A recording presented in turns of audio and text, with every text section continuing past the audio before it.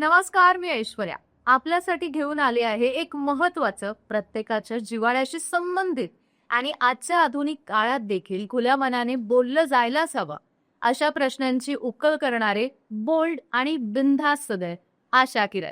बोलूया निसंकोच. आपण सेक्स या विषयावर, समस्यांवर कधी मनमोकळेपणाने कुणाशी बोलण्याचं धाडसच करत नाही. अनेक शंका कुशंका असतात, पण मनात कायमच संकोच. सेक्स बद्दल आपल्या मनात गूढ प्रश्नांची सहजरित्या उकल करण्यासाठी व आत्मविश्वास जागृत करण्यासाठी आजच्या कार्यक्रमाचा आपला विषय आहे लैंगिक शिक्षण, समस्या व समाधान. या विषयावर मार्गदर्शन करण्यासाठी माझ्यासोबत आहेत प्रसिद्ध डॉक्टर उमेश मुंदडा सर. नमस्कार सर. नमस्कार. आपल्या या कार्यक्रमामध्ये अगदी मनापासून स्वागत आहे. विषयाला सुरुवात करण्यापूर्वी डॉक्टर उमेश मुंदडा यांचा मी थोडक्यात एक परिचय देऊ इच्छिते.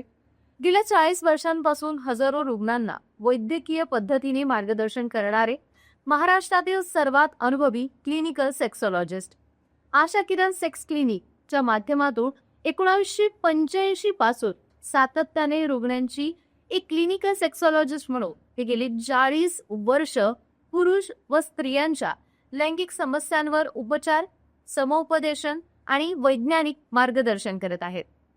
मुंबई, पुणे, नाशिक, कोल्हापूर, अहिल्यानगर अशा अनेक शहरांमध्ये आशा किरण क्लिनिकच्या शाखा असून मुख्य शाखा छत्रपती संभाजीनगरमध्ये आहे.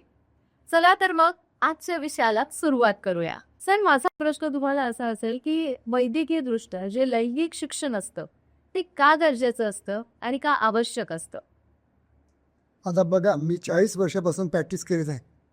कारण की या लैंगिक समस्या जी असतात ह्या आपल्या अज्ञानातूनच उद्भवतात आणि त्याच्यामुळं काय होतं की आपल्या समाजामध्ये प्रॉपर जर सेक्स एज्युकेशन जर लोकांना नाही मिळालं तर त्यांना प्रॉपर वैवाहिक जीवन जे आहे ते प्रॉपर जगताच येणार नाही. कारण की वैवाहिक जीवनामध्ये किंवा विवाहाच्या पूर्वी बऱ्याच मुलामुलीमध्ये काही समस्या असतात, पण ते त्यांचं निराकरण करण्यासाठी तज्ज्ञ डॉक्टरांची मदत घ्यायला पाहिजे किंवा त्यांच्याकडून मार्गदर्शन घ्यायला पाहिजे, असं आपल्या समाजात होत नाही. आणि त्याचमुळे मी 40 वर्षापूर्वी आशा किरण क्लिनिकची स्थापना केली की जेणेकरून आपल्या समाजामध्ये लैंगिक शिक्षण हे जर चांगलं जर आपल्या समाजात जात असेल, सुदृढ समाज आपल्या समोर नक्कीच उभं राहताना दिसून येईल. आणि जसं की तुम्ही म्हणाला तसेच अगदी लैंगिक शिक्षण घेण्याची सुद्धा एक सुरुवात असते. म्हणजे योग्य वयात, योग्य वेळी जर योग्य शिक्षण नाही मिळालं तर काय उद्भवू शकतात प्रॉब्लेम्स?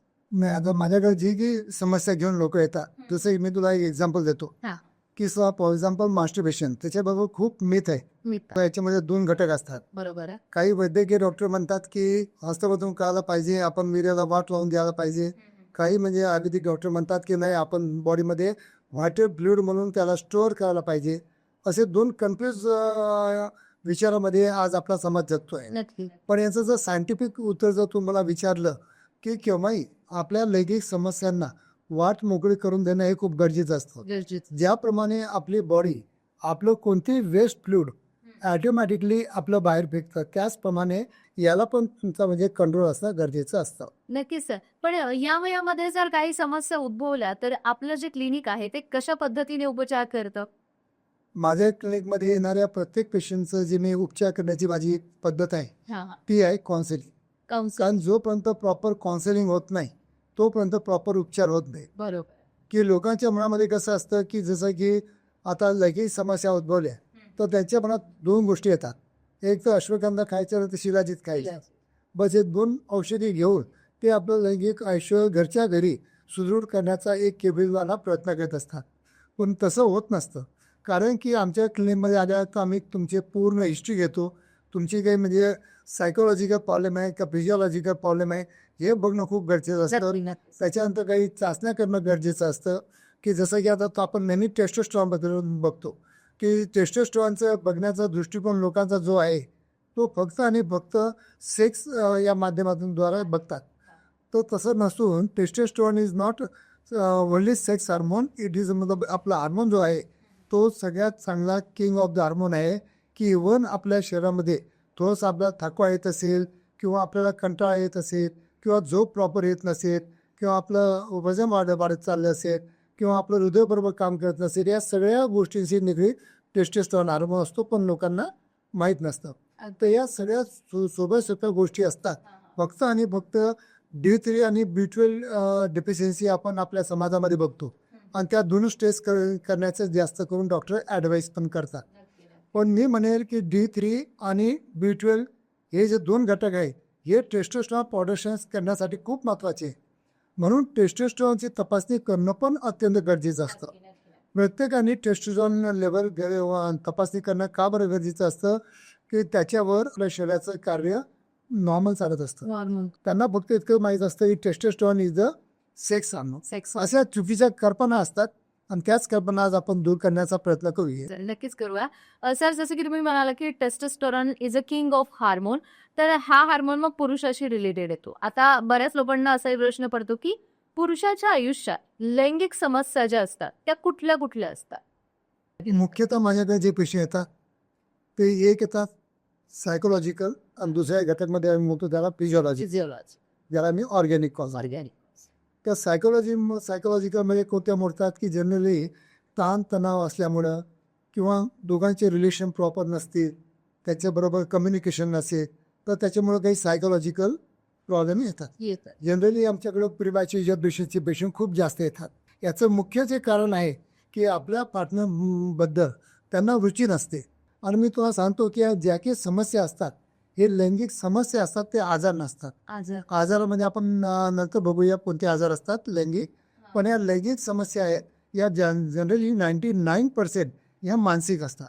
आता शारीरिक कमजोरीमधून कोणते पेशंट येतात तर इरेक्टाईल डिस्फंक्शन, आणि ही खूप कॉमन समस्या आहे. केव्हा ना केव्हा आपल्या आयुष्यामध्ये पुरुषांना ईडीसमध्ये बेस करावाच लागतो, कारण इरेक्टाईल डिस्फंक्शन हे खूप कॉमन आहे. हे आपल्या मेंदूशी, आपल्या हार्टशी, आपल्या शरीरातील रक्तवाहिन्यांशी, या सगळ्यांशी निगडीत प्रश्न आहे. पण इरेक्टाईल डिस्फंक्शन झालं म्हणजे उगीच आपल्या घरच्या घरी उपचार करायचे किंवा आपल्या मित्राच्या सल्ल्यानुसार व्हायग्रासारखे डेंजरस औषध घ्यायचे, हा त्याचा उपचार पद्धती होऊ शकत नाही. त्यासाठी आमच्या क्लिनिकमध्ये आज कुणी पेशंट आलं तर आम्ही त्यांच्या डाईटबद्दल, त्याच्या आहाराबद्दल, त्याच्या चुकीच्या गैरसमजाबद्दल जे काही असतील ते आम्ही त्यांना सॉल्व करण्याचा प्रयत्न करतो आणि काही तपासण्या करून प्रॉपर त्याच्यावर सोल्युशन काढून प्रॉपर एक आशा केंद्र क्लिनिकमधून सोल्युशन दिलं जातं. आपण प्रत्येक वेळी मदत करतो लोकांना त्यांचे मानसिक असतील, शारीरिक असतील प्रश्न त्याची उत्तर मिळवण्यासाठी. पण लोक स्वतः पुढाकार घेऊन त्यांचे प्रश्न कधी शांततेने किंवा मग एकदम निर्भीडपणे बोलतच नाही. लोक काय करतात, सेक्स संबंधित काही समस्या असल्या तर मूग गिळल्यासारखे एकदम शांत बसतात. तर मग त्या लोकांना तुम्ही काय सांगाल की त्यांनी कशा पद्धतीने यायला पाहिजे, तुमच्याशी कशा पद्धतीने कम्युनिकेट केलं पाहिजे?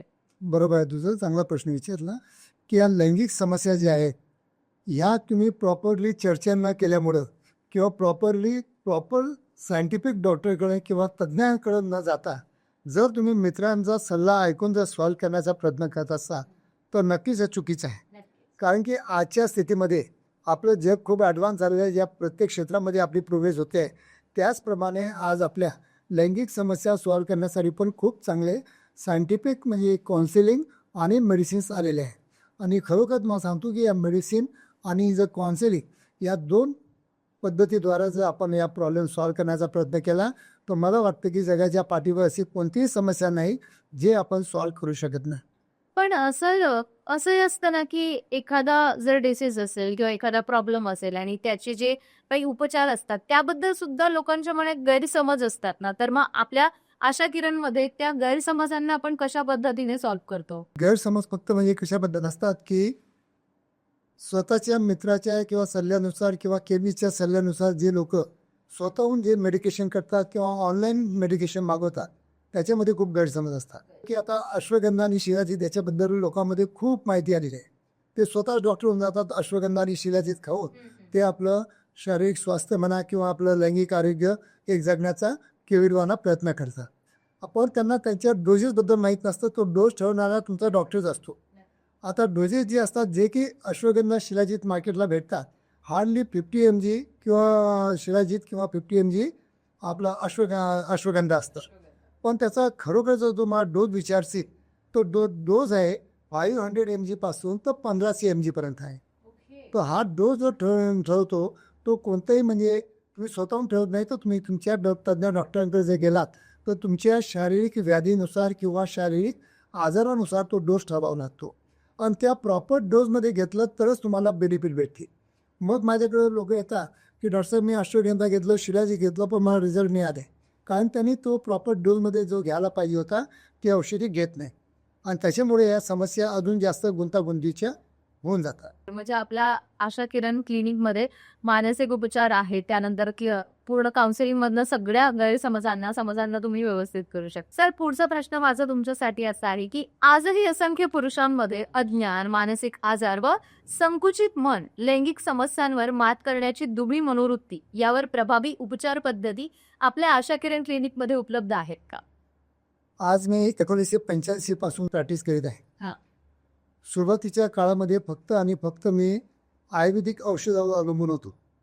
पण नंतर जसं जसं मी आज 30 वर्षापासून या क्षेत्रामध्ये रिसर्च करत आहे, जसं मी अश्वगंधावर रिसर्च केलेलं आहे, जसं मी शिलाजीतवर रिसर्च केलेलं आहे. जे काही अश्वगंधा आज आपल्या भारतामध्ये आपल्याला मिळतं ते आपल्याला UP आणि राजस्थानमधून मिळतं. कारण की त्याला वाढण्यासाठी ड्राय वातावरण पाहिजे. आणि जसं की शिलाजीत आहे, जे लोक म्हणतात की हिमालयन शिलाजीत, आपल्या हिमालयनमधून शिलाजीत खूप कमी प्रमाणात येतं. हे पूर्ण आफ्रिकेमधून येतं. की हे जे शिलाजीत आणि हे जे अश्वगंधा आहे हे आम्ही प्युअर फॉर्ममध्ये आम्ही स्वतः परचेस करतो आणि त्याचे बरोबर प्रॉपर डोसमध्ये बनवून आम्ही आमच्या पेशंटला देतो आणि त्याच्यामुळे त्यांना रिझल्ट पण खूप चांगले भेटतात. की पेशंट जे असतात ते त्यांना ह्यामध्ये डोसेसबद्दल काही कल्पना नसते. त्यांना आमच्याकडे येण्याची म्हणजे संकोच वाटतो. तो संकोच न करता जर तुम्ही कोणत्याही तुमच्या शहरातील तज्ज्ञ डॉक्टरांचं मार्गदर्शन घेतलं तर मला वाटतं या समस्या सॉल्व्ह करण्यासाठी आपल्याला नक्कीच मदत होऊ शकते. नक्कीच. आणि सर, मी असं ऐकलेलं आहे की आपल्या क्लिनिकमध्ये मानसोपचार किंवा या सगळ्या गोष्टी सोबतच तुमचं जे ज्ञान आहे किंवा तुमचा जो अभ्यास आहे आता सध्या तो आयुर्वेदाकडे चाललेला आहे असं मला साधारण समजलेलं आहे. तर त्याकडे तुम्ही कसं वळालात मला सांगाल का? बघा, आम्ही जेव्हा केव्हा पेशंटला ट्रीटमेंट देतो तेव्हा आम्ही थोडंसं आयुर्वेदिकचे पण आम्ही औषधी वापरतो आणि काही ॲलोपॅथी वापरतो. ॲलोपॅथी. पण पेशंटची हिस्ट्री घेऊन त्याच्या मागचं कारण काय आहे, समजा आता त्याला बरोबर प्रॉपर झोप येत नसेल किंवा त्याला मानसिक ताणतणाव असेल तर त्यावेळेला आम्ही त्यांना जास्त करून आयुर्वेदिक औषधीचा सहारा घेऊन किंवा अश्वगंधासारखी औषधी आम्ही पेशंटला देतो. अपुरी झोप हे पण एक आपलं लैंगिक शिथिलतेचं एक कारण आहे. तर त्यावेळेला आम्ही अश्वगंधा, शिलाजीत याचा पण वापर करतो. पण जर ऑर्गॅनिक जर क्वाज असेल किंवा डायबिटीजमध्ये किंवा डायबिटीकच्या न्यूरोपॅथीमुळं किंवा डायबिटीकच्या व्हॅस्क्युलोपॅथीमुळं जर काही आपल्या नसा डॅमेज झालेल्या असतील तर त्यावेळेला आम्हाला अत्याधुनिक उपचार आमच्या आशा किरण क्लिनिकमधून आम्हाला द्यावे लागतात. त्यासाठी आमच्याकडे अत्याधुनिक उपचार कोणते आहे तर त्यासाठी बेस्ट ट्रीटमेंट जे आहे, जे डायबिटिक इरेक्टाईल डिस्फंक्शनसाठी मी ॲडवाईस करतो ती आहे प्रॉपर शॉकवेव्ह थेरपी. ही मोडस शॉकवेव्ह थेरपी आहे. ही खूप चांगली फोकस शॉकवेव्ह आहे जे की आपल्या इंडियाकडच्या नसा या नवीन तयार करण्यास किंवा जे नसा बंद झाल्या त्याला ओपन करण्यासाठी किंवा नवीन पेशी तयार करण्यासाठी या थेरपीचा आम्ही उपयोग करून घेतो. त्यानंतर आमच्या क्लिनिकला एक पी-शॉट थेरपी आहे. पी-शॉट थेरपी म्हणजे ज्याप्रमाणे आपण केस उगवण्यासाठी PRP थेरपी करतो. आपण आपलंच ब्लड घेतो, पेशंटचं 10 ml ब्लड घेतो, त्याच्यामधून 3 ते 4 ml आम्ही प्लाझ्मा काढतो. तो प्लाझ्मा जो आहे तो आम्ही ग्रोथ फॅक्टर त्याच्यामध्ये मिक्स करू, तो आम्ही पूर्ण इंडियाकडे टोचतो. इन्सुलिन सिरिंजनी त्यांना एक ॲनेस्थेटिक मलम लावून टोचतो, त्यांना काही त्रास होत नाही. तर ही पद्धत खूप छान आहे. कारण की आमच्या क्लिनिकला एक पी-शॉट थेरपी आहे. पी-शॉट थेरपी म्हणजे ज्याप्रमाणे आपण केस उगवण्यासाठी PRP थेरपी करतो, आपण आपलंच ब्लड घेतो, पेशंटचं 10 ml ब्लड घेतो, त्याच्यामधून 3 ते 4 ml आम्ही प्लाझ्मा काढतो. तो प्लाझ्मा जो आहे तो आम्ही ग्रोथ फॅक्टर त्याच्यामध्ये मिक्स करून तो आम्ही पूर्ण इंडियाकडे टोचतो. इन्सुलिन सिरिंजनी त्यांना एक ॲनेस्थेटिक मला लागतात. त्यासाठी आमच्याकडे अत्याधुनिक उपचार कोणते आहे तर त्यासाठी बेस्ट ट्रीटमेंट जी आहे, जे डायबिटिक इरेक्टाईल डिस्फंक्शनसाठी मी ॲडवाईस करतो ती आहे प्रॉपर शॉकवेव्ह थेरपी. ही मोडस शॉकवेव्ह थेरपी आहे. त्यानंतर आमच्याकडे आहे व्हॅक्यूम थेरपी डिव्हायसेस आहे. आता व्हॅक्यूम थेरपी डिव्हायसेस काय आहे की निगेटिव्ह प्रेशरमुळं आपल्या इंडियाकडची रक्तवाहिन्यांचे जे ब्लॉक असतात त्या किंवा त्याच्यामध्ये प्लाक असतात ते प्लाक काढण्यासाठी आणि ब्लॉकेज काढण्यासाठी आम्ही vacuum therapy device as a penile exercise म्हणून आम्ही आमच्या क्लिनिकमधून प्रत्येक पेशंटला देतोच. आणि या अत्याधुनिक ज्या थेरपी असतात याचे जे बेनिफिट्स आहेत ते खूप चांगले आहे. आणि या गोष्टीवर मी आता 40 वर्षापासून रिसर्च करत आहे आणि प्रत्येक वेळा मी पेशंटला देताना माझ्याकडे पूर्ण नोट डाऊन करतो, पूर्ण त्याच्यावर रिसर्च करतो की कोणत्या पेशंटला कसे रिझल्ट आले, कोणत्या पेशंटला का बरं रिझल्ट आले. तर त्याप्रमाणे किंवा त्या अनुभवाने आज मी माझ्या आशा किरण क्लिनिकमधून नक्कीच जी मी आणि माझी टीम हे ट्रीटमेंट देत असते आणि त्यासाठी त्याचे रिझल्ट पण मला खूप छान मिळतात. नक्कीच सर, नक्की. म्हणजे स्टेप बाय स्टेप प्रत्येक गोष्ट फॉलो केली जाईल. सर, या सगळ्या ज्या मशिनरीज बद्दल तुम्ही आम्हाला सांगितलं, थेरपिस्ट बद्दल आम्हाला तुम्ही सांगितलं, तर आशा किरणच्या प्रत्येक शाखेमध्ये या उपलब्ध आहेत का, की हे स्पेसिफिक ठिकाण आहे? नाही, प्रत्येक शाखेमध्ये उपलब्ध आहेत. माझ्या शाखा जी आहे मुंबईला आहे, पुण्याला आहे, कोल्हापूरला आहे, नागपूरला आहे, अहिल्यानगरला आहे आणि मेन शाखा माझी छत्रपती संभाजीनगर इथे. अच्छा. या प्रत्येक शाखेमध्ये उपलब्ध आहे. अजून एक तुला सांगायचं झालं की माझ्या क्लिनिकमध्ये एक किगल एक्झरसाइज आहे, जे आता शीघ्रपतनासाठी आम्ही प्रॉपर काउन्सिलिंग करतो, काही मेडिकेशन देतो किंवा डिले स्प्रे किंवा डिले ऑइंटमेंट किंवा डिले कंडमचा ॲडवाईस करतो. पण त्याच्यामुळे पण जर कोणाला जर वीर्यपतनाची समस्या दूर होत नसेल तर त्याच्यासाठी माझ्याकडे आहे किगल एक्झरसाइज चेअर. या किगल चेअरवर काय होतं की within a span of half hour 11,700 किगल आपल्याला एक्झरसाइज करून देतं आणि पेल्विक फ्लोअरला रिलॅक्स करतं. त्याच्यामुळे आपल्या इंद्रियाकडचा रक्तपुरवठा वाढतो आणि आपल्याला इजापेशंटवर ताबा मिळण्यासाठी नक्कीच या चेअरचा आपण आपल्या क्लिनिकमधून मदत घेऊ शकतो. पण असं लोकांना असंही वाटतं ना, की चेअर असतं किंवा पूर्ण मशिनरी पूर्ण गोष्टी असतील, तर त्याचे काही साईड इफेक्टही होतात का? या कोणत्याही मी जेव्हा थेरपी सांगितल्या या सायंटिफिक थेरपी आहेत, रिसर्च थेरपी आहे. पूर्ण फॉरेन कंट्रीजमध्ये, युरोपियन देशामध्ये किंवा लंडन अमेरिकामध्ये याच थेरपी वापरतात. कारण की आपल्या भारतामध्ये जास्त लोकांचा जो कल असतो तो औषधीकडे जास्त आहे. औषधीकडे. पण त्यामध्ये पण आयुर्वेदिक औषधीकडे कल जास्त आहे.